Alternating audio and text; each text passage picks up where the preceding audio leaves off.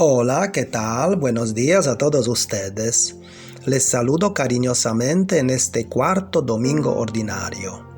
El Evangelio de hoy, Lucas 4, 21 a 30, es la continuación exacta del Evangelio del domingo pasado.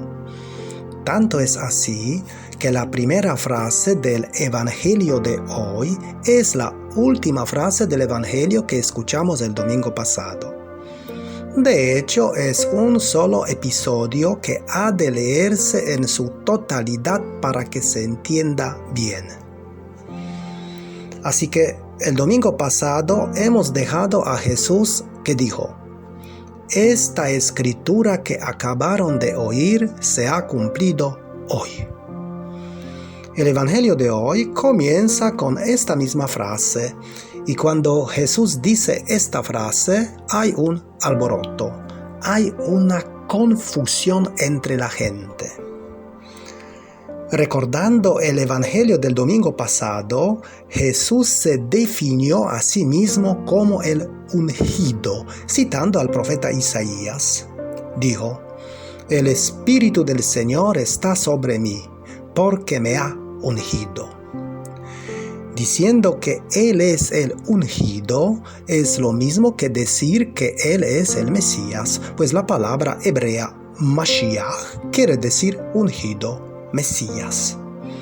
Entonces Jesús se define como Mesías esperado por la gente durante siglos. Se define como aquel a quien siempre la gente ha rezado, invocado y esperado. De modo que se podría decir que por fin se comenzó a cumplir el gran deseo de la gente, que podrían incluso decir con alegría: aparece por fin el ungido del Señor, se cumple la esperanza. Sin embargo, esto no es tan sencillo. Por ejemplo, si tu amigo te dice: "Yo soy Cristo", ¿qué es lo primero que piensas o haces? Lo primero es que te empiezas a reír. Lo segundo es que te preocupas, haciendo la pregunta: ¿qué le pasa a mi amigo? ¿Se volvió loco? Y la tercera es que lo llevas a un psiquiatra. Y es lo que fácilmente podría pensar la gente sobre Jesús, con la excepción que no lo llevarían al psiquiatra, sino buscarían otro modo de resolver la cuestión. Sin embargo, hablando de Jesús, el mayor problema no era que Él se declarara a sí mismo el ungido, o sea, el Mesías, sino que Él se presentó como Mesías de manera que esas personas jamás podrían aceptar. La verdad es que ser el ungido era el deseo más grande de todos y que el Mesías era tan esperado que todos lo seguirían, pues era la mayor expectativa de todo judío. Pero no esperaban al Mesías pacífico, esperaban al Mesías violento que acabaría con los opresores, en este caso los romanos. El versículo que sigue dice: "Y todos daban testimonio de él y estaban asombrados de las palabras sobre la gracia que salían de su boca". ¿Cómo reaccionan aquí los presentes? Aparentemente están de acuerdo con Jesús. Solo que no es posible explicar esta reacción supuestamente positiva con las siguientes palabras negativas, pues dicen: "¿Pero no es este el hijo de José?". Es como decir: ¿qué se le ocurre decir? Todos lo conocemos bien. ¿Quién pretende ser este campeón?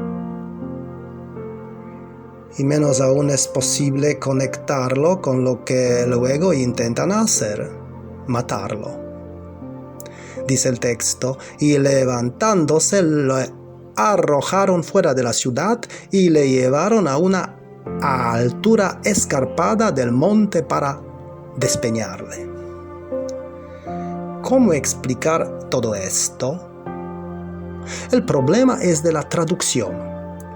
Es que los dos verbos utilizados en el versículo 22 son positivos o negativos dependiendo del contexto. El primer verbo griego que se utiliza es martireo, que quiere decir dar testimonio, testimoniar. Pero el testimonio puede ser a favor o en contra. En Lucas 5:14 Jesús dice al leproso: vete, muéstrate al sacerdote y haz la ofrenda por tu purificación como prescribió Moisés para que le sirva de testimonio. Aquí dar testimonio es algo positivo, pues es a favor del leproso. Pero en Lucas 9:5 dice Jesús a sus discípulos: en cuanto a los que no los reciban, saliendo de aquella ciudad, sacudan el polvo de sus pies en testimonio contra ellos. Se trata aquí del sentido contrario, negativo. Lo mismo sucede en Mateo 23:31, donde se usa el mismo verbo.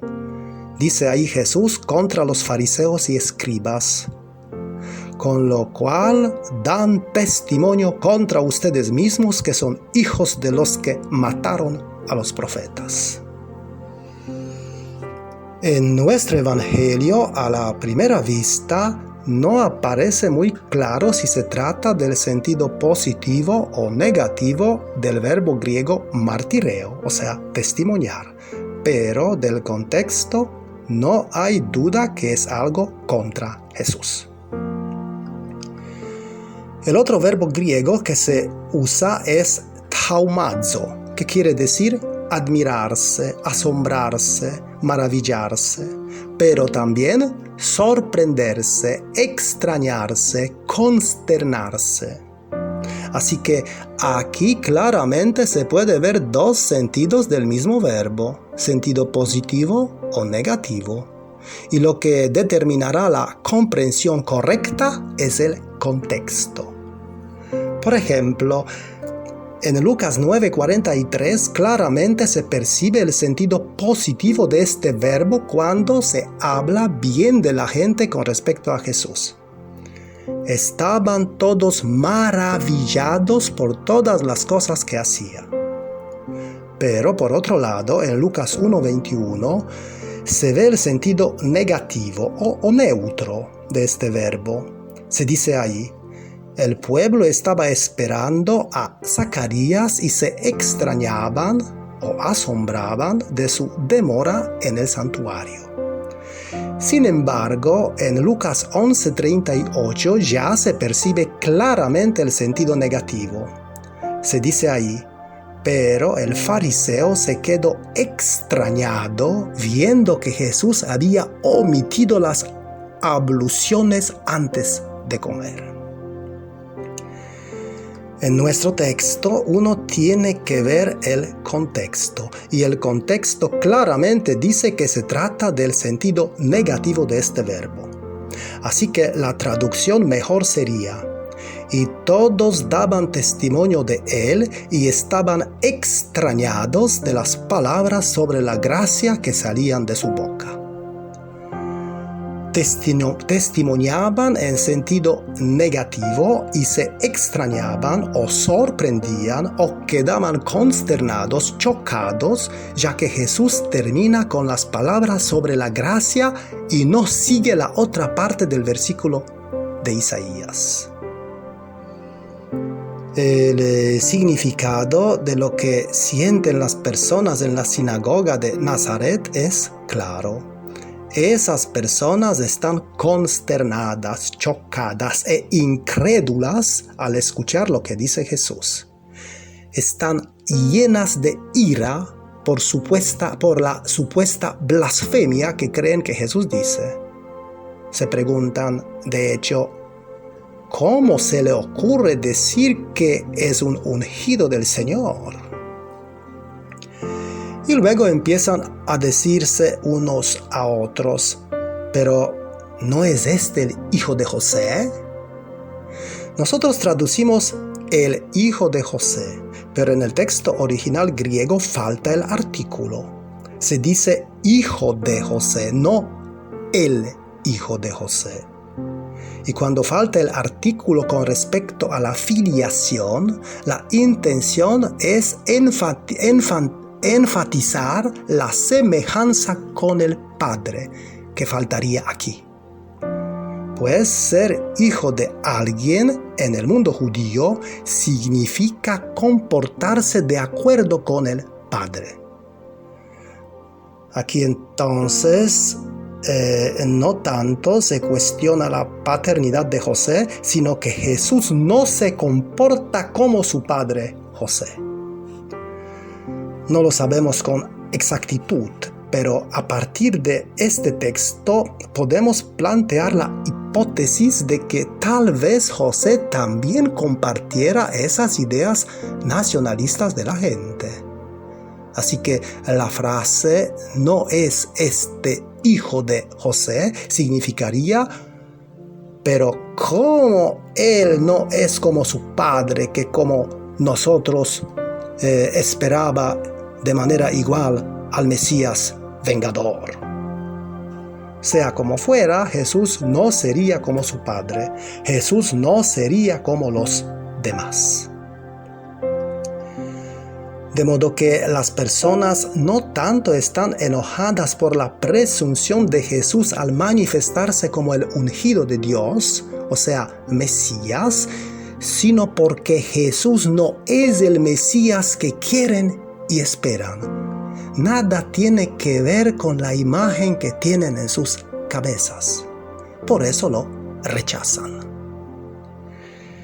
Isaías había sido claro. Decía que los paganos deberían ser sometidos y convertirse en esclavos de Israel. Isaías 61:5. La primera tarea del Mesías entonces sería destruir a las naciones que pisoteaban la supuesta Santa Jerusalén y castigar a todos los injustos. Pero entonces, ¿cómo se atreve Jesús a hablar del amor y del año de gracia? Nada de gracia en ese momento, según la gente.